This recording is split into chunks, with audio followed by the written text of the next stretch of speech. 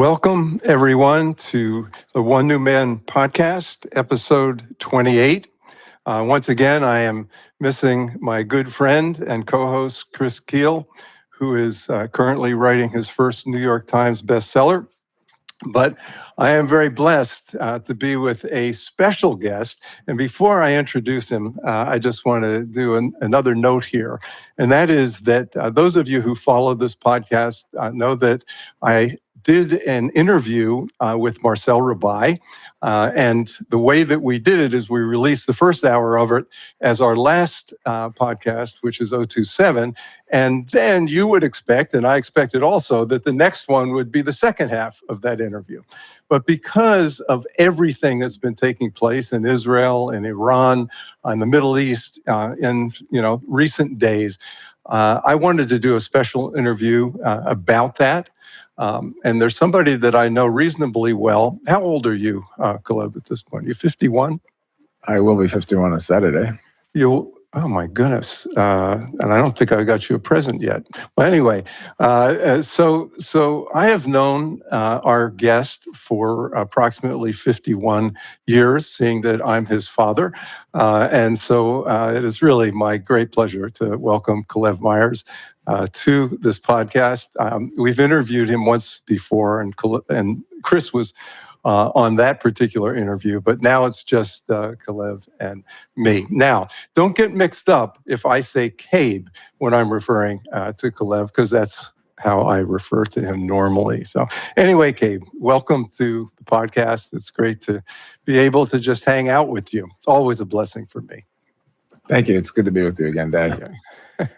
Yeah, and just so you know how this developed, normally, I mean, occasionally we miss, but normally Calev and I talk with one another on Sunday mornings, at least mornings in my part of the world. And so this last week, I just said, and by the way, when we have conversations, it's very frustrating for Calev's mother, my wife, Darielle, because when we're done, she asks me all these questions like, how are the grandkids and this and that and the other. I don't know anything because, we're either talking whatever theology or, whatever's happening in the politics of the Middle East and what Calev is personally doing in his work, et cetera. So anyway, in this conversation, I said, hey, Cabe, I know you're really, really busy and greatly in demand, but would you be willing to do a podcast with me and talk about a lot that's going on right now in Israel, et cetera?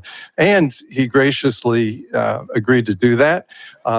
We've had a few bumps along the road. When we were first scheduled to do this, which was a couple of days ago, I wasn't feeling well, so we postponed that. Then we were supposed to do it yesterday, and Calev had a major plumbing disaster or something, in his home. So we then had to postpone that. And today we're together. So I'm very grateful to God. Enough said about all of that. What I'm going to do, this is kind of weird for a father to do. I did ask Calev for a bio, and he has an amazing bio. We probably did this. I don't know if we did all of it the last time that we spoke, but I'm going to read this just simply because I'm really proud of Calev, and he's really, God is using his life in a powerful, powerful way. And so let me do this, and then we will dispense with this more, what's the right word, technical part of our conversation. And by the way, if my mind seems to wander today, this is the other thing about this conversation. If my mind seems to wander, I get stuck on words or whatever, just so you know, I had about 4 hours sleep last night. I did have a cup of coffee, but I'm not sure that's going to resurrect me totally. So anyway, here we go. Calev Myers is an Israeli attorney and a senior partner at one of Israel's top-tier commercial law firms, where he manages their city center branch in Jerusalem. Over the past 2 decades, Calev has acted as legal advisor and senior strategist to the vast majority of evangelical Christian organizations active in the state of Israel, including the Israel Trust of the Anglican Church, the Baptist Convention of Israel, the Assemblies of God Church in Israel, the Pentecostal Assemblies of Canada and Israel, as well as many other churches and parachurch ministries, such as the International Christian Embassy in Jerusalem, the International Christian Chambers of Commerce, All Nations Prayer Convocation, the Garden Tomb Trust, the Friends of Zion Museum, the International Fellowship of Christians and Jews, CityServe, TBN, CBN, Daystar, God TV, and TV7, and I'm sure that's not at all the complete list.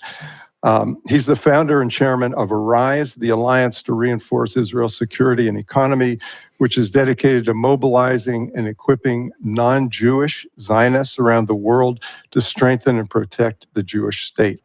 Following October 7th, Arise mobilized a coalition of several thousand Christian leaders, organizations, and networks outside of Israel to advocate internationally for the immediate and unconditional release of the hostages abducted by Hamas by initiating and facilitating media, legal, and diplomatic advocacy worldwide. He's the founder of the Jerusalem Institute of Justice, an Israeli institute that upholds justice, advocates for religious minorities, and promotes freedom for Israelis and Palestinians alike. Among others, the institute provides pro bono legal representation to Christian minorities and systematically researches, documents, and exposes and challenges the abuse of Palestinian human rights by the Palestinian Authority and Hamas. Calev is also a member of the Board of Trustees of the International Association of Jewish Lawyers and Jurists. And so, and I would add to that simply that Calev's a wonderful guy. He's really a blessing as a son. I know he's a wonderful husband and father, and I have the greatest amount of respect for Calev, and of course, a lot of love in my heart for him too. And I am very, very blessed to have him as a son. And it's nice that you can see us both together, those of you who are watching this as a video, because now you see where Calev gets his good looks. And so now that we've covered, actually, my wife is not here, so that's not really true. Okay, what I want to do, Calev, just to start, and this is certainly, not going to be comprehensive, but so much has happened in Israel and the Middle East, in recent, let's say, years. I just want to mention these things briefly, and then obviously I want your insight on a lot of this. So this is, I had to change this 2 times now, but this is the 627th day of the Israel-Hamas War, which began, of course, with the atrocities committed by Hamas on October 7th, 2023. There are still 50 Israeli hostages in Hamas captivity, and it's estimated that somewhere between 20 to 22 or 23 are still alive. The former ring of fire that was surrounding Israel, including Hezbollah in Lebanon, the Islamic Jihad and Hamas in Gaza, Iran-backed militias in Syria, and the Houthis in Yemen, the Shiite militias in Iraq, terrorist elements in the West Bank, and the head of the snake now, Iran, in recent days have been greatly degraded as far as their ability to threaten Israel. On June 13th, Israel attacked Iranian military and nuclear sites, killed top military commanders and nuclear scientists, and have continued attacking Iran until yesterday, until a ceasefire.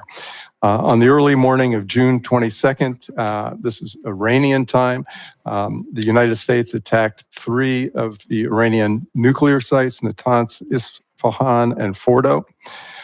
Then on the evening of June 23rd, President Trump announced a ceasefire between Israel and Iran, which began at midnight Eastern Standard Time on June the 24th. And then we had some fireworks, obviously, after that. Apparently, I know that Israel, during this brief hiatus before the ceasefire, after it was agreed to, but before it actually technically began, Israel attacked Iran, which President Trump was not particularly happy about. And then after the ceasefire was actually technically in place, Iran attacked Israel, and then Israel was going to retaliate against that attack and had their fighters in the air, and Trump apparently got a hold of Bibi and said, don't do it. And then Israel, did a minimal strike at that point, and Iran, supposedly retaliated against the United States, but told them in advance so that they really didn't do much damage because they didn't want the United States to stay in this conflict, et cetera. So that's just a little bit of the boring life that Calev has been living through in Israel, and Israelis and Iranians, et cetera, have been living through. And there's just two other things, Calev, I want to mention that really stuck out to me in this before I ask you to bring all of your insight into what's taking place here. But one of the things that really, really touched me was a text that the American ambassador to Israel, Mike Huckabee, sent to Trump. This was prior to the time that the United States attacked Iran, when Trump was supposedly making this decision. And this is a quote from it. It's not all of it. "Mr. President, God spared you in Butler, Pennsylvania." This was, of course, talking about the assassination attempt against President Trump when his ear was shot, "to be the most consequential president in a century, maybe ever. The decisions on your shoulders I would not want to be made by anyone else. You have many voices speaking to you, sir, but there is only one, in capitals, voice that matters." Obviously speaking about God, his voice, his in capitals. "I am your appointed servant in this land and am available for you, but I do not try to get in your presence often because I trust your instincts. No president in my lifetime has been in a position like yours, not since Truman in 1945. I don't reach out to persuade you, only to encourage you. I believe you will hear from heaven, and that that voice is far more important than mine or anyone else's. You sent me to Israel to be your eyes, ears, and voice, and to make sure our flag flies above our embassy. My job is to be the last one to leave. I will not abandon this post. Our flag will not come down. You did not seek this moment. This moment sought you. It is my honor to serve you." Now, once again, this was before it was clear that President Trump was going to make the decision to attack Iran. But it's pretty incredible for an ambassador of Israel. And Calev, am I correct in assuming that he is the first evangelical Christian U.S. ambassador to Israel? Is that right? Yeah, yes. As far as I understand, he's the first evangelical Christian ambassador, and he's not just an evangelical Christian; he's an ordained Southern Baptist minister as well. Exactly. So he's definitely a man of faith and of deep religious convictions. And you have had communication with him, if I'm not mistaken. Is that right? I've met with him several times since he since he's arrived in Israel, including a private dinner party, and we've become friends. Because I represent so many American evangelical organizations active over here, we're working together to basically advance the same interests in different matters. Okay. Well, so that just struck me. I mean, look, I've been listening to podcasts and, following the news, religiously, quote unquote, for the last couple of weeks. But when I read that, it just touched my heart. And then after Trump, made the decision to attack Iran's nuclear sites, and he made this announcement to the American people, his quote really touched me as well. And this is just a little piece of that quote. "I want to just thank everybody, and in particular, God. I want to just say, we love you, God. And we love our great military. Protect them. God bless the Middle East. God bless Israel. And God bless America. Thank you very much. Thank you." Well, it's not uncommon. I mean, I think probably every president says, "God bless, America." But for the president of the United States to say, "We love you, God," in this big announcement, it just struck me as there's something different. There's something unusual going. Now, we know, the scripture says it's not good to have blessing and cursing coming out of the same mouth. And we know that, after Israel bombed Iran during, again, that hiatus before the ceasefire, Trump wasn't real happy about that, and he did say some very colorful things in response to that. But nevertheless, I just feel obviously that God is in the middle of all of these things. So, okay, Calev, enough of an introduction. That also kind of depends on your definition of cursing. So, but Well, that's true. We don't have to No. go into that. Yeah. Well, we can if you want. If you want to be theological about it, I agree with you. That I think is referred to as coarse speech, but not biblical Exactly. cursing. He didn't put a curse on anybody. He No, just, he absolutely did not, and I think he made his feelings clear in that communication. Okay, so anyway, Calev, what I would like to ask of you at this point, if you could give us a 30,000-foot, quote, view of how you see what's going on. In other words, what you see in the geopolitical realm, and then what your sense is also in the spiritual realm as far as what's going on. So I know that's a pretty wide-reaching question, but why don't you go for it? So Iran obviously built up proxy armies around Israel in the Palestinian Authority, Lebanon, Iraq, Yemen, Syria, right? Even in Judea and Samaria, the West Bank. And we were surrounded. It's now referred to as the Ring of Fire. One of the issues that deterred us from going in and taking action against Iran's nuclear development was the fact that our leaders expected, 200,000 missiles to be fired from Lebanon, for instance, right? And so it was slowly but surely choking Israel with a expressed intent to destroy us. Obviously, they have Palestine Square in Tehran that had a clock that was ticking down, a countdown to 2040, at which time they said Israel will be totally obliterated. By the way, we in one of our operations we took out that clock last week, but we were surrounded. October 7th was a result of a lot of that, because everyone that's attacked us since, including October 7th, and since that time, has been armed by Iran, financed by Iran, motivated by Iran, coordinated with Iran. So beyond just being an Israeli-Palestinian conflict, in a greater sense, this is an Iranian-Israeli conflict. And what we saw over the last 12 or 13 days with Israel going in and taking out Iran's nuclear capabilities, together with a lot of its ballistic missile capabilities, and the senior leadership of its intelligence and military services, was a natural result of October 7th. It was kind of like we kind of peeled back the layers. For some reason, by God's grace, we weren't attacked simultaneously on October 7th by Hamas in Gaza, Hezbollah in Lebanon, the forces in Syria, together with Iran. By the way, that's what they were planning. They had documented plans to do that, and Yahya Sinwar jumped the gun, which all those other entities were actually upset at him for that.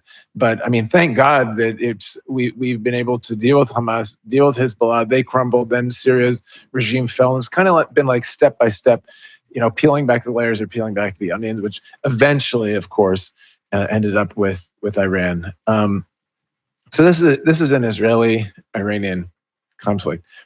But is it just an Israeli-Iranian conflict? Because obviously Iran is being backed by Russia, China, North Korea, Qatar, and Israel, by and large, is being backed by the United States and its allies. So in a sense, this is a new East-West proxy war in which Israel is on the front lines, in a sense. But is it just an East-West proxy war in which Israel is on the front lines? Because there is definitely a spiritual aspect to it. I mean, you look at all the countries that are attacking Israel; they stand against the Judeo-Christian foundations of Western civilization, which is basically the biblical story and biblical principles. So these are all dark regimes that celebrate death, attacking the only Western democracy in the Middle East that celebrates, protects, and honors life. In a sense, it is the hosts of heaven against the hordes of darkness, so to speak. And that plays out in a lot of Christians talk about spiritual warfare, and there's a lot of interesting commentary around that. But this is very real, kinetic, tangible spiritual warfare, where you have forces that are motivated by demonic powers, forces that hate God, hate the God of Abraham, Isaac, and Jacob, and they're basically death cults, right? Attacking Israel, which is the opposite of that, which actually preserves life, honors life, protects life. We even go to great extents to protect the life of citizens of countries that we're at war with, right? So if you just look at the equation where over the last, well, now it's 13 days, it all ended about 24 hours ago, Iran fired over 500 ballistic missiles, each one carrying a ton of explosives and coming in at Mach 6, right? Over 500 of those at our civilian population. Ended up hitting a hospital and hitting, apartment residencies. Now, by, again, a miraculous, I would say, protection of God, only 28 people were killed. I say only 28. Obviously, losing any life is like losing a world, our sages say. So it's a terrible tragedy. But still, over 500 missiles and only 28 casualties. That's about, and now this is obviously not just a math problem, right? But that's like 18 one-ton ballistic missiles for one Israeli casualty. That's pretty amazing, right? So, but I say all that to say that it was all directed at our civilian population, and what Israel did was very surgical strikes against only military and intelligence targets and symbols of the Iranian government in order to preserve the life of the Iranian people as much as possible within this war. So it's many people, when they talk about Israel and Gaza and the Palestinians, say, "Oh, this is not symmetrical warfare." This is you've heard that thrown around, or this is disproportionate warfare. Which is true, right? It's never proportionate warfare when one side is a death cult and the other side is trying to protect and preserve life, and that's Iran and all of its proxies. If you look at what happens in Gaza, and I don't know how many thousands of people have killed. They say between 30 or 40,000. It's very difficult to know because the numbers are basically based on what Hamas is reporting, and you can't really trust 100% everything Hamas is reporting. I don't know if you can trust anything they're reporting actually, but let's say it's 40,000 people. Why did that happen, right? And as compared to thousands of rockets being fired at Israel, and we have very few casualties because every Israeli house has a bomb shelter, has a security room. We have Hamas built 500 kilometers of tunnels in a 25 square kilometer space. This is the greatest underground, tunnel system ever created in the world. But there's one thing that's very unique about it, and that is that they won't let Gazan citizens in there. Think how many lives could have been saved as Israel was, bombing these areas to destroy Hamas. If Hamas would have protected its own citizens by letting them into this massive tunnel system underneath Gaza, all 1 to 2 million Palestinians in Gaza could probably fit in those tunnels at the same time. I mean, it's massive, right? But they don't care about the losing the lives of Palestinians. Actually, they see it as an advantage because every time a Palestinian civilian is killed, and obviously they try to document that and post it in international media in order to further defame Israel. So it's very clear the spiritual battle between life and death, and thank God that we're winning. Okay, at this point, obviously, I've been reading various things, since the United States attack on the nuclear sites, et cetera. Basically, the Trump administration, President Trump himself, and other people in the administration have said that these attacks have obliterated, Iran's nuclear capabilities. Then you have other reports that have come out saying, that some of the assessments of this damage are not obliteration, but one report has said, intelligence report, this has only set Iran back for a couple of months. And then there's been response to that by the Trump administration that says that's ridiculous, et cetera. Do you have any sense about that? Whether it's from Israeli intelligence or media, whatever, the extent of this damage? Yeah, I'm probably looking at the same reports you are, but what the Israeli intelligence they made a statement a few hours ago today that said that that we believe that we've set back the Iranian nuclear project by a significant amount of years. It was not just months, right? So we took out the centrifuges in the few places where they were enriching uranium, which takes a lot to. So creating a nuclear weapon, I'm not an expert in it, but it's kind of like a puzzle, and you need all these pieces. You need the centrifuges, you need the uranium, you need the know-how, right? And we took out like the top 20 scientists of the Iranian program that had all that know-how. Apparently, based on the best analysis that I've seen, is that the enriched uranium, you have this 60% enriched uranium, that's buried deep beneath Fordow, which was one of the sites bombed by the United States, and Israel also bombed the access roads to Fordow. And so I guess it would take quite an operation to access that and dig it out.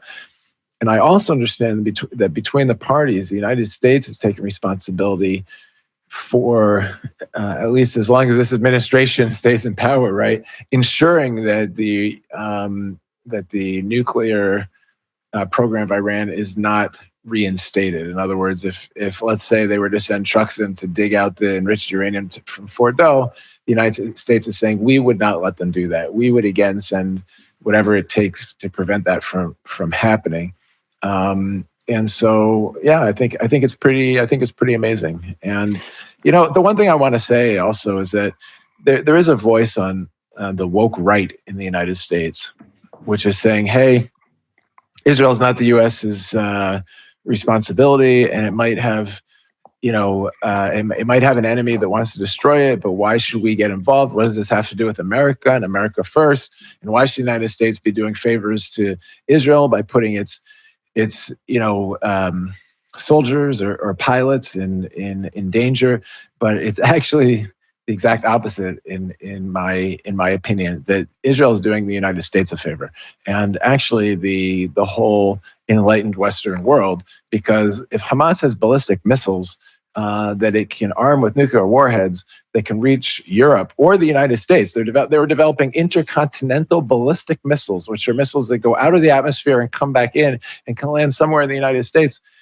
Then the fact that we preempted that in order to destroy that capability is directly protecting the lives of citizens in the United States. And we made it very convenient for President Trump to come in and kind of take the winning blow by sending in those, B-2 bombers after we had completely dismantled all of the air defense systems of Iran by endangering our pilots. So we went in and did the dirty work on behalf of the United States and Western civilization, and not the opposite.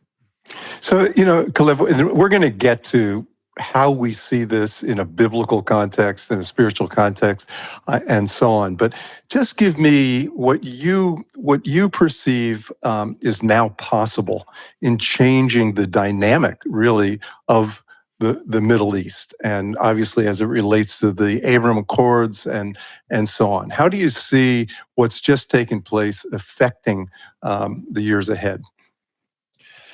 I see in the immediate years ahead a time of great growth, prosperity, peace agreements. I think Saudi Arabia will be coming into the Abraham Accords. I think we're going to figure out a peace agreement first of all, we're going to end the war in Gaza. And I think we're going to come to a settlement that'll allow all of the hostages to return. That'll probably happen in the near future. Israel will emerge. Let me interrupt you just for a second, Gabe. Do you feel like what's taking place with Iran is going to help facilitate that, the final whatever agreement with? I mean, who does Hamas have backing them at this point? I think it definitely helps us in that negotiation. At the same time, when you're dealing with the suicidal death cult, it's like, how much does that actually matter, right? They don't care about their own lives. They don't care about the lives of the Palestinians in Gaza. And so it's a very, very tricky business. But I believe that we will have a settlement, and then Israel will emerge from this as the only superpower in the Middle East. having proven that quite practically in its engagement with Iran. Nothing will be preventing Saudi Arabia from going into the Abraham Accords, and I believe that's going to happen, which will be kind of the mother of all peace agreements. Once Saudi Arabia enters into the Abraham Accords, I believe that other countries like Indonesia, Malaysia, Indonesia is the largest Muslim population in the world. I think 330 million Muslims, if I'm not mistaken, and there with no diplomatic relations with Israel. I think it even says in their passports, you can enter any country except Israel. Like they're complete disconnect. But that's because they're a majority Sunni nation that kind of follows suit with Saudi Arabia and what its policies are. So we will go into, I believe, peace agreements and with Saudi Arabia and the other moderate Sunni states around the world, in the Middle East and abroad, that kind of follow suit with Saudi Arabia, and that'll. So now that we're in an information economy, and since Israel has become let's say the Silicon Valley of the Eastern Hemisphere. I don't know if you saw this, but in the middle of the war, our stock market just kept on climbing like this because it was like people, yeah. And last week we had an exit. I forget the name of the company, but it was an Israeli guy who sold a company for $1 billion, and he was a sole entrepreneur. He doesn't even have any other workers in his company. He created an AI technology. You can Google this and see exactly what it is. I'm sorry I don't have the name of it, but a company owned by a single guy who created all the technology himself. It's an AI program. I think it was sold to Google. Did $1 billion exit just by himself, right? So Israel has so many brilliant minds, and is developing the best technology in the world, AI, and in every other area. That now you have these massive economies that will have access to that and will be able to invest in that, and that's where the Saudis, for instance, who know they have to invest in technology because there might be an expiration date to their oil reserves. We're going to see a massive financial prosperity in this region. At the same time, I think darkness will continue to come over. Darkness that I'm not even going to say the word creeping, but it's almost, I would say, it's almost like a tsunami coming through Western societies with all the hatred and anti-Semitism. And, it really reminds me of the scripture in, I think it's Isaiah 60, that, arise and shine your light. Speaking of Israel, rise and shine your light has come. The glory of the Lord has risen upon you. As darkness is coming over the nations, I'm going to shine my light on you again. And that's what I see we're going into in this next period of time. I think we're going to end up seeing a massive aliyah of Jews from the United States. Because, by the way, aliyah is immigrating to Israel, immigration, becoming right. a citizen. Yeah, but I said that 12 years ago when I was doing advocacy events in university campuses in the United States, and I saw students flying. This was in 2012. I saw students flying Hamas flags and shouting "fuck the Jews" when we walked into the campus. Pardon my French, that's a direct quote. But, and I thought to myself, what's this society going to look like in another 10 years? Well, you can see what it looks like right now. And you have anti-Semitism creeping into the political discourse, both on the right and the left in the United States. I think this is going to eventually create massive immigration of the Jewish community from the United States to Israel, which will be a brain drain on the United States, but it'll be a massive acquiring of billions, hundreds of billions of dollars of human resources and skills. Think of all of your doctors and lawyers and scientists and technicians, etc., that will come from the United States to Israel. And shame on those anti-Semitic voices, because that's going to be the result of all of this, unfortunately. And Calev, and we're going to get again into some clearly biblical issues here, but what message would you give to these university students? You've referred to the anti-Semitism, and of course, it's not just on universities. This is in the public square. It's not just in the United States. It's international. But what would you say to these university students on U.S. campuses, demonstrators around the world that are chanting "Free Palestine," from the river to the sea? What would your message to them be? My message is, screw you. I live between the river and the sea, and I'm not. I don't intend on dying on behalf of whatever you think your campaign is right now. Look, these students have no idea what they're talking about. I don't think most of them have even been over here. They're susceptible to just inaccurate propaganda. Listen, I, as a lawyer, have represented just as many Palestinians as Jews.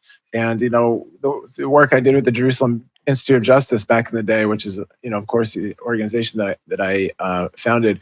And we would go in and do hundreds, maybe thousands of interviews with Palestinians in the Palestinian territories and research, document, and expose the abuse of Palestinian human rights by this Palestinian Authority and Hamas.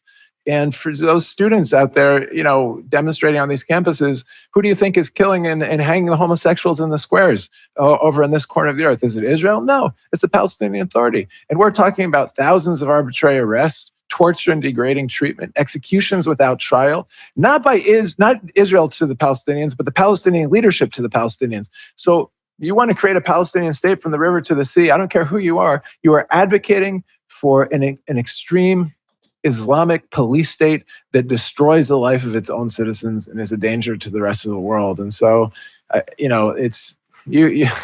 I love all these, whatever you want to call it. These office chair or reclining chair generals that kind of sit back on the other side of the world and say Israel should do this, Israel should do that, and but they have absolutely no idea what they're talking about. And that is so clear. And thank you, for that, Calev. So let's talk about a different group of people, not the university students, et cetera, who are calling from Palestine, from the river to the sea, et cetera. Let's talk about those who are professing Christians, the Tucker Carlsons, the Candace Owens, et cetera, who they're not calling for the destruction of Israel, but they don't believe biblically that God is at all concerned about the Jews returning back to the land, et cetera. And as a consequence of that, why does America care? And okay, let Israel fight their wars. We don't want to be involved. And so they take their spiritual view, and then it affects also their geopolitical view as well. But what's your message to them, Calev? I'd like to point out regarding Tucker Carlson that, according to an article that was in the Washington Examiner and the Jerusalem Post, I believe, when he left Fox and started his own business, he was receiving about $180,000 per month by Qatar, and that accumulated to several $1 million. And so anybody that's been funded and purchased by Qatar is going to become, an anti-Israeli propagandist. And, that's pretty much what he's done. He sold his soul to the devil, from what I understand. Candace Owens, I think, is, I'm not a psychologist, but she seems to be somewhat, what's the right word? Unstable, maybe emotionally and psychologically. She purports a lot of conspiracy theory, or advances a lot of conspiracy theories beyond just the Israel issues. But let's say if we put them in the category of people who say, all these biblical promises, and this came through with the way that Tucker Carlson was kind of harassing Ted Cruz in an interview. Are you sure? So it says, bless those who bless you and curse those who curse you. It was talking to Abraham and his descendants, which the Jews are, obviously. Who is this? Is this the government of Israel? Is this, and they do belong, both Tucker and Candace profess to belong to a camp that says that the church is God's chosen people. They have replaced Israel. And, there's something that, first of all, I'll point out that's very disingenuous about that claim. And that is, anyone in the replacement theology, you can call it replacement theology, supersessionism, whatever it is. We are Israel, but not the physical nation of Israel. They all do this one very special trick. I know what this is. They take all the blessings that were promised to Israel, and they say that's for us in the church. Then all the curses that were spoken over Israel, regarding our disobedience and so on and so forth, they say that's on Israel. So it's we'll take all the blessings, they take all the curses. It doesn't work that way, buddy. Like, either you're gonna replace Israel, which means that you're gonna have all the blessings spoken over us, and all the curses that will come on you if you don't obey God's words. Is that something that you really want? Or maybe you didn't replace Israel? And I'll also say that I think most theological error comes out of an overemphasis on a certain aspect of the truth. You find that where people take one little scripture out of context or one aspect, and that becomes their whole theory. Again, I'm not professing to be an expert in theology, right? But I do believe that it is valid to say that there's both a spiritual Israel and a physical Israel. So, Paul in Romans 11 talks about the Gentiles that believe in the Messiah being grafted in, taken from the wild olive tree, being grafted into the cultivated olive tree, which means they do come into all the heritage and the blessing of Israel. And so in a way, they're in a spiritual way, they are like spiritual Israel. At the same time, there's still a very physical Jewish people, the descendants of the seed of Abraham, Isaac, and Jacob. The prophecies, I can tell you by living in Israel, that the Hebrew prophets were eerily accurate in their predictions. And a lot of what they talked about is happening today, including what we've seen since October 7th. We can go into that if you want to. And so what if it's not either or? It's either the church or Israel. What is if it's both and? But there is a spiritual Israel and there is a physical Israel, and each with their unique calling and promises from God. So I think that's basically what the truth is. But but beyond that, I would say that if you discount Israel from being chosen by God, and you say that's all, the nation state of the Jews is just a historical coincidence, right? It was the idea of secular Zionists to find a way to a solution to anti-Semitism, but it has no prophetic or biblical significance. You are missing out on a massive story, on a massive expression of God and His character in your whole Christian experience. And I just want to mention this. If I was to ask, just like he put Ted Cruz on the defense, where does it say blessed is the blessed and blessed? And so if you remember in that interview, I would say to Tucker Carlson, you've probably read the Ten Commandments, right? Yes. Okay, what is it? What are the first words that it says in Exodus 20 verse 2? Most people, I've asked this to many crowds, and they'll say, thou shalt this or thou shalt that, and the answer is no. The first thing it says in the Ten Commandments in Exodus 20 verse 2 is this: I am the Lord your God who brought you out of Egypt. Then he goes on to say the Ten Commandments. So anytime God wanted to say something very important to the Jewish people in the scriptures, he would say, I am the Lord your God who brought you out of Egypt, therefore, whatever. Why? Because he knows that'll get our attention, right? This amazing deliverance from Egypt with the 10 plagues and the parting of the Red Sea and the answer to the cry of injustice and everything that was so miraculous and so wonderful. If you take the Old and the New Testament together, 140 times God identifies as the God who brought the children of Israel out of Egypt. It's a massive way, and the answer is why? What is he saying by saying, I'm the Lord your God who brought you out of Egypt? Well, I'm the Lord here that what? That delivers, that saves, that hears a cry of injustice and sends somebody to do something about it. There's a lot of things that says about his character. But there's a very interesting verse. Actually, it's two verses, which when you see two different verses that say verbatim the same thing in the scriptures, some preachers call it like a double emphasis, right? But it's both in Jeremiah 23:7 and in Jeremiah 16:14. It says, a day is coming. Well, they were no longer referred to me as God who brought the children of Israel out of Egypt, but as the God who gathered their descendants. Listen, he does it. This is interesting because Tucker Carlson and Candace Owens says this isn't really the Jews. They might be the descendants of some of the Jews, whatever. But God doesn't say I'm bringing the children of Israel from the north country and from all these nations, but those who gathered their descendants from the north country and all their nations brought them back to their land. In other words, he's saying a day is coming where they're not going to call me the God any longer, the God that did that, but the God that did this. So this miraculous ingathering of the Jewish people to the land of Israel in our times isn't just a miracle of biblical proportions. It's the miracle by which God identifies himself to humanity today. I'll be called the Lord God that did this. And I believe that the miracle of the ingathering, the modern day ingathering of the people of Israel and the protection upon us is a greater miracle than everything you read in the book of Exodus about us leaving Egypt. What's more difficult, to bring 600,000 people on land and let's say through water, through the parting of the Red Sea, from one nation to another, or to bring 4.5 million immigrants from 95 different nations over land, water, and sea in a very short amount of time, reviving a language that wasn't spoken for over 1,000 years as a first language, and then excelling over achieving in every single area. Like today, there's more Israeli companies traded on NASDAQ than the entire European continent put together. Just let that sink in. If you look at the companies trade on NASDAQ and say, which countries have the most companies trade on NASDAQ? In first place, you have the United States. In second place, you have China. Not a big surprise. In third place, Israel. Think about that. Think about the respective population sizes between the United States, China, and Israel. What's happening here is a miracle. We go back to the protection. We talk about over 500 ballistic missiles that were fired at a population, killing over only 28 people. Again, every loss of life is a terrible tragedy, but that's amazing, because Iranians aren't even good at aiming these things, and so many of them didn't fall on a building, but between buildings or in an empty area, or so. I mean, so much more damage could have been done, but God somehow, in His grace and mercy, has protected us, sustained us.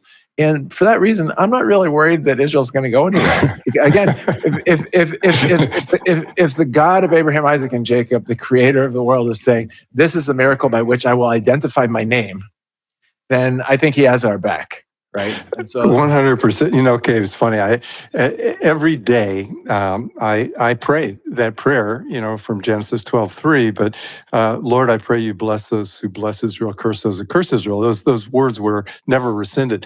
And my concern, frankly, I'm living in the United States right now, probably a little bit too old to immigrate back to Israel, but nevertheless, my concern is. As it relates to blessing Israel, is for the United States.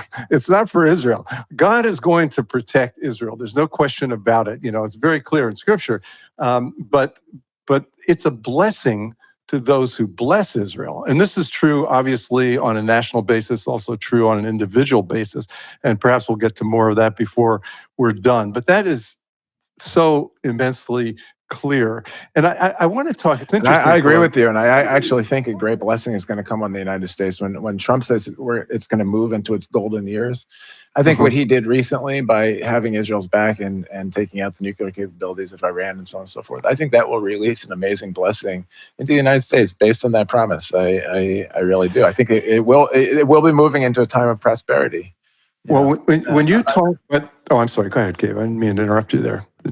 When you talk, though, about, God identifying Himself, of course, with the return of the Jewish people back to the land and the massive miracle that represents, this is something, in my heart, you know me. I mean, you know me relatively well, I would say, at this point. And I've been a Jewish follower and believer in Yeshua and Jesus for 53 years now, and very involved in Israel, living in Israel for 19 years. Had the blessing of getting you over there, though I really had no perception of how God is using you now and was going to use you and will use you or work through you in the future.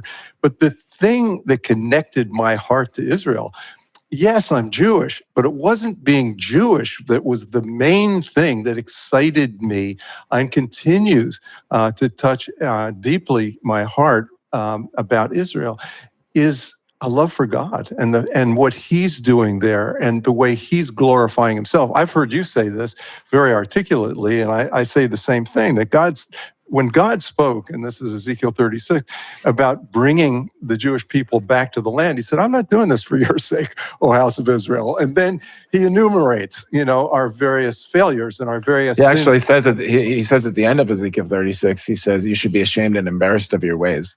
Yet I'm going to do this for my name's sake. So it wasn't because we're better than the Arab nations around us or anyone else. It's because He made a promise and He's going to be faithful to keep His promise. 100%. And this is why I think a lot of critics of Israel, Christian critics of Israel, said, well, how could this be God? Because, Israel's doing this and Israel's doing that, even though a lot of times they're basing those judgments on information that's not true to begin with.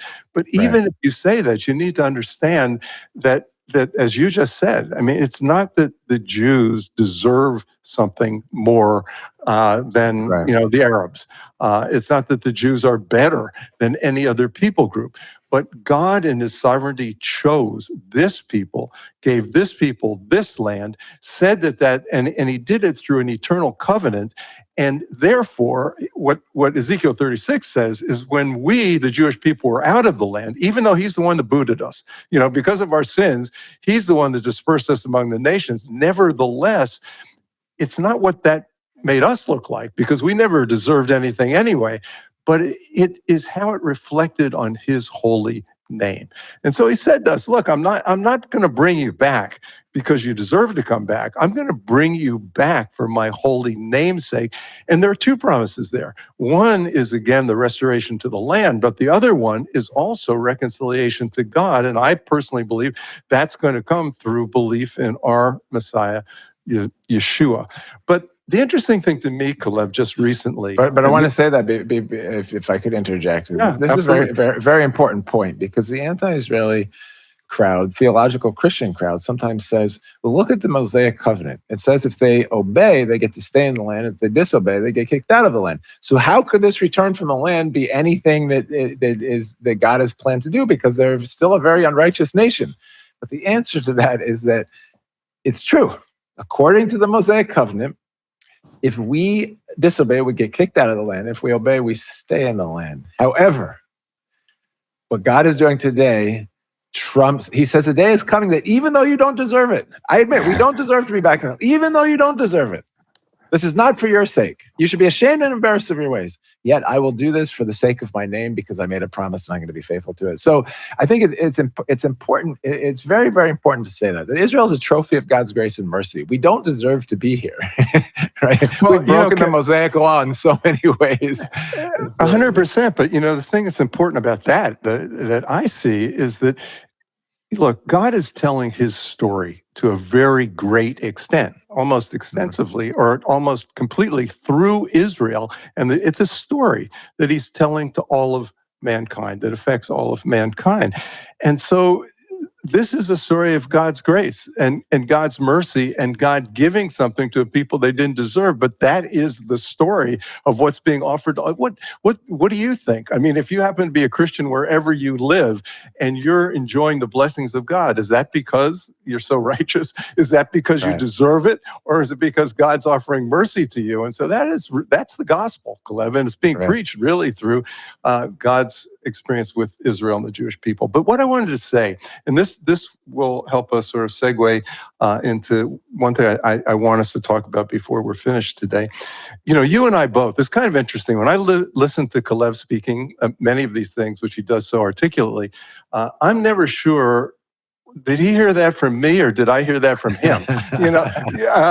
Because you get credit for everything. Yeah, that's fine. No, not at all. But no, not at all. But in fact, the whole thing about no longer the God, it's not God, not just identifying himself as the God that brought us out of Egypt, but brought us back. I'm going to use that, Calev. And when Calev wrote me a text somehow, and he said, "It's okay, Dad, you can use this, etc." So I appreciate that very much. Royalty free. Yeah, that's right. But anyway, when I share the Israel story, which is what I do a lot in my life right now, I talk a lot about Ezekiel 36, and we just mentioned that the physical restoration, and then the spiritual restoration of Israel. We go into Ezekiel 37, same thing. I mean, it's basically God's giving us a picture of that with the valley of dry bones that come to life, and then you have the body, but there's no breath in it. So the body is the physical restoration. The breath, which is coming, is the spiritual restoration. Great. And then a lot of times I skip to Ezekiel 39, and at the end of Ezekiel 39, there's a wonderful summary of the story of Israel, which is, there are verses that speak about God's judgment, God, scattering us out of the land. And what's interesting, it all it always talks about the world seeing this, like that, the nations, it's going to say, but in Hebrew, that's Gentiles, are going to watch this and understand what God is doing. So yes, they watch the Jews being kicked out of the land because of our disobedience to God, but they're also going to watch the Jews being brought back to the land. And then it says, we didn't talk about the hidden face of God, and then God not hiding his face from us anymore, which is the restoration of Israel. Great. But the chapter I usually skip, and it's not for any reason, it's just one that I haven't emphasized, is Ezekiel 38. And as I have observed what's taking place in these days, and Calev, I've never been one. There are a lot of people out there, they're going to tell you exactly when Jesus is coming back. None of them have been right yet, so I don't want to add my name to them. But I've never emphasized strongly, this is exactly where I think in the unfolding of God's plan in terms of timing and the second coming and all of that. But when I see what's happened recently, all of a sudden it's like Ezekiel 38. It's just like, boom, the light shined on Ezekiel 38. And what I would like to do, we have a little bit of time here. I know you have a hard stop, but I think we have at least 15 or 20 minutes left here. Ezekiel 38 is not a very long chapter. Can I say something though, Dad? Before we reach 100%. Ezekiel 38? No, absolutely. Sorry about that. There's actually another thing that you skip over when you teach this before Ezekiel 38. No. Yeah. Okay, go ahead. And that's at the end of Ezekiel 37. There's the prophecy of the two sticks. And I don't think I've heard you teach that within the Israel story. But after the spirit comes from the four winds and it blows, and then the army is filled with life and so on and so forth. So physical gathering followed by spiritual revival. Then the prophet says, take up two sticks. And the prophet's instructed by God. I'm sorry, God says to the prophet, write on one of them the sons of the house of Joseph, and the other one's the sons of the house of Judah. Bind them together, and they'll be as one rod in my hand. And so what is that, right? And I like to think of it. If you go back to 70 AD, before the destruction of Jerusalem and the temple, there were 5 very clear streams within Judaism. Okay, you had the Sadducees, the Pharisees, the Essenes, the Messianics, and the Zealots, and each of them had their own, their own belief system, and they're all part of the Jewish people. Now, only 2 of those streams survived 70 AD. Who were those? The Pharisees and the Messianics. Sadducees were destroyed and dropped off the map of history. Essenes were destroyed. The Zealots were destroyed. One of the reasons the Zealots were destroyed is because they put this inner siege around the old city, according to Josephus Flavius. And they said, either we're going to fight together or die together. And any Jew who tries to leave the city, we're going to put them to the sword. The Pharisees, in order to survive, announced that their chief rabbi, Yochanan ben Zakkai, had died, and they took him in a funeral procession outside of the city. You couldn't bury people within the city limits, and the Zealots let them out, but they just kept on walking, basically, and they walked all the way down to Yavne and set up their new center for Orthodox Judaism. The Pharisaical tradition became what we through generations of interpretations became what is now Orthodox Judaism. Okay, any Orthodox Jew knows that they're from the Parushim, the Pharisees. That's not a negative connotation because they don't read the New Testament and see all the times that Jesus rebuked the Pharisees and everything else. So the Pharisees clearly survived. The Messianics also survived. Some of them left Jerusalem when they saw Titus coming out before the siege that the Zealots put on, because they interpreted a lot of the end time prophecies of Jesus. When you see the Son of Man coming, run to the hills, destruction is nigh. Not one stone will be left upon another stone, and so on and so forth. And so the other Jewish streams actually were very upset with the Messianics for not fighting with them, right? But let's say if God is sovereign and history is His story, right? Why did He preserve these 2 streams, the Orthodox Judaism, which then became Christianity? Of course, they had opposite DNA. The Orthodox Jews did everything they could to protect Jewish identity against assimilation and against any attempt to destroy the Jewish faith. some of which came through Orthodox, unfortunately, Orthodox and Catholic Christianity, right? In the Inquisitions, eat pigs or die, and the Crusades, and so on and so forth. So they withstood all of that in almost being an anti-missionary movement or faith, whereas the Messianics that developed into the Christians were the opposites. Take this gospel and preach it to all creatures. So nobody can refute the fact that the reason that like 2 billion people, at least nominally, believe in Jesus today was because of the faithfulness of those first Messianic Jews that went out and shared this gospel with the nation. Opposite DNA, opposite goals. However, each of them was used with a divine purpose and plan. Because if the Orthodox Jews were not faithful to protect Jewish identity, there would be no fulfillment of Ezekiel 36 and 37 because there'd be no such thing as Jews. They'd be completely assimilated into the Gentile world, and that would be the end of the story, right? But if the Messianics hadn't been faithful to share this gospel with all nations, you wouldn't have depending on who you ask, 400 to 600 million evangelical Christians around the world that support Israel today, that were a big lobby around Trump, the president of the United States, that gave the order to go and take out the Iranian missile program in order to protect the state of Israel. And so what you see is that even though the sticks are very different, and we can also talk about why the house of Joseph and why the house of Judah. Obviously, there's over 100 parallels between the life of Joseph and the life of Jesus. You can look at all that. He stood before Pharaoh at the age of 30. He started his ministry at the age of 30. 12 disciples, 12 brothers. We've gone into that depth before, right? But it's kind of like an image. So very different callings, very different culture, each with a divine calling. But now they're being brought together as one rod in God's hand.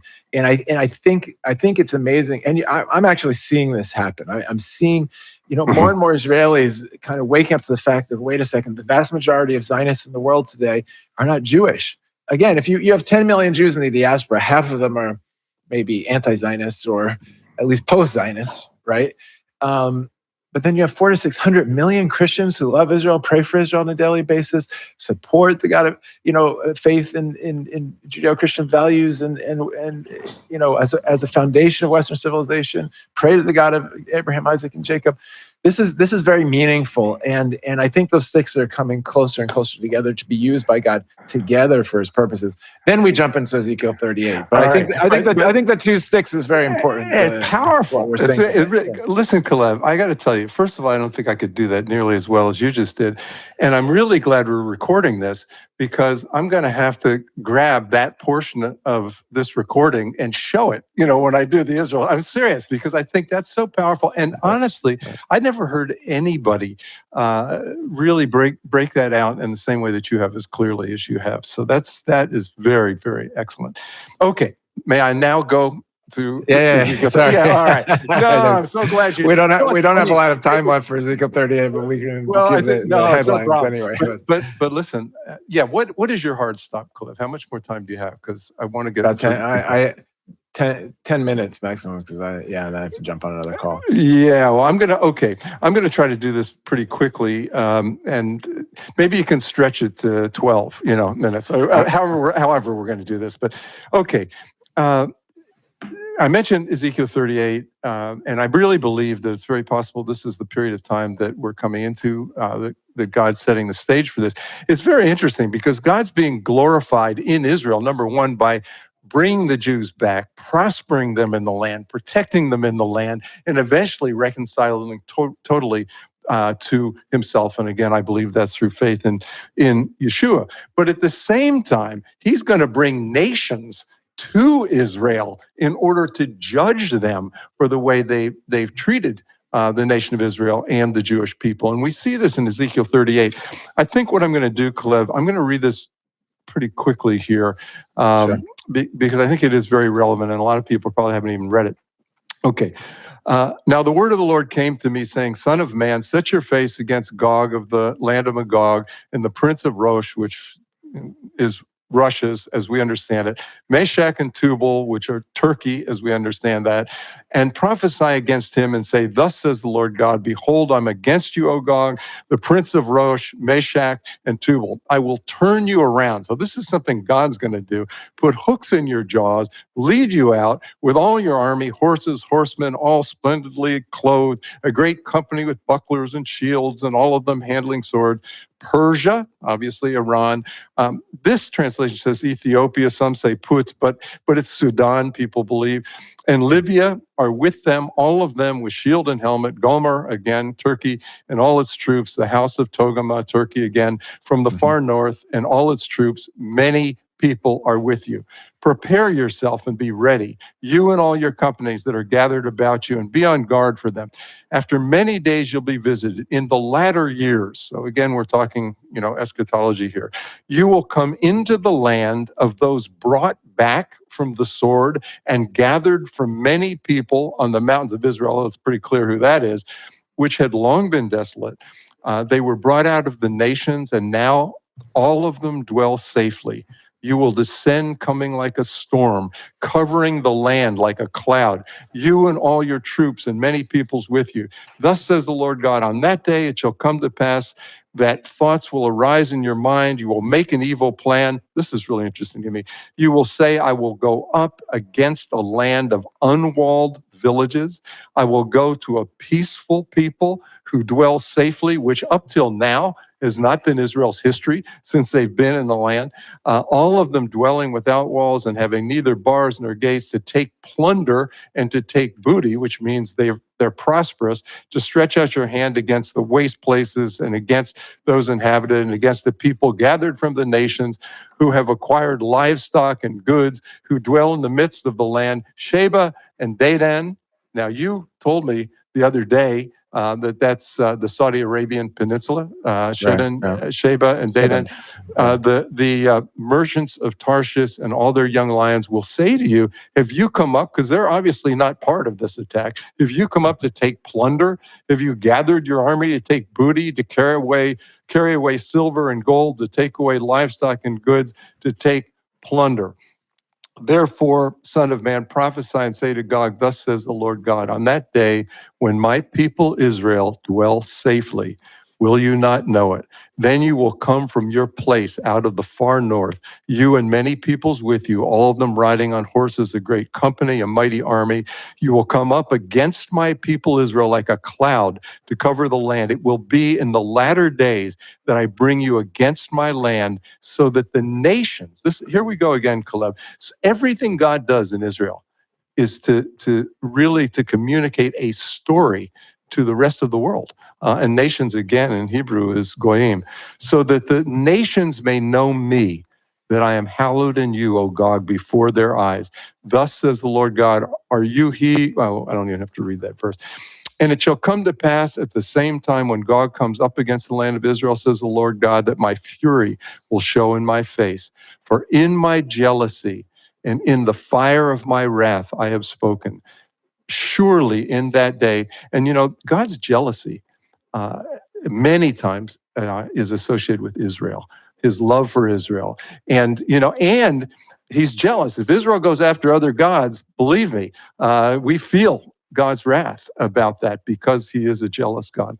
For in my jealousy and in the fire of my wrath I've spoken. Surely in that day there shall come a great earthquake in the land of Israel, so that the fish of the sea, the birds of the heavens, the beasts of the field, all creeping things that creep on the earth, all men who are on the face of the earth shall shake at my presence. The mountains shall be thrown down, the steep places shall fall, and every wall shall fall to the ground. I will call for a sword against Gog throughout all my mountains, says the Lord God. Every man's sword will be against his brother, and I will bring him to judgment with pestilence and bloodshed. I will rain down on him and his troops, and on the many peoples who are with him, flooding rain, great hailstones, fire and brimstone. Thus, and this is the punchline, I will magnify myself and sanctify myself, and I will be known in the eyes of many nations. Again, this is the rest of the world. Then they shall know that I'm the Lord. So we see God glorifying himself, making himself known to all of mankind by bringing the Jews back to the land, restoring the Jews, blessing them again with prosperity, blessing them with protection, and then blessing them with revealing his face to them, and bring us back again in relationship to our God, and also judging the nations that have come against Israel. And you've talked about anti-Semitism rising throughout the world, et cetera, et cetera. But it seems to me with what's happened in Iran today, because Israel has not lived in peace. The Jews have not lived in peace since they've been back in the land. The Jews have been fighting ever since they've been back in the land. Now it seems that the scene could be being set for Israel to live, again, without walls, live in peace, prosper, which could then set the stage for this. Any thoughts, Calev? I know you have to go soon.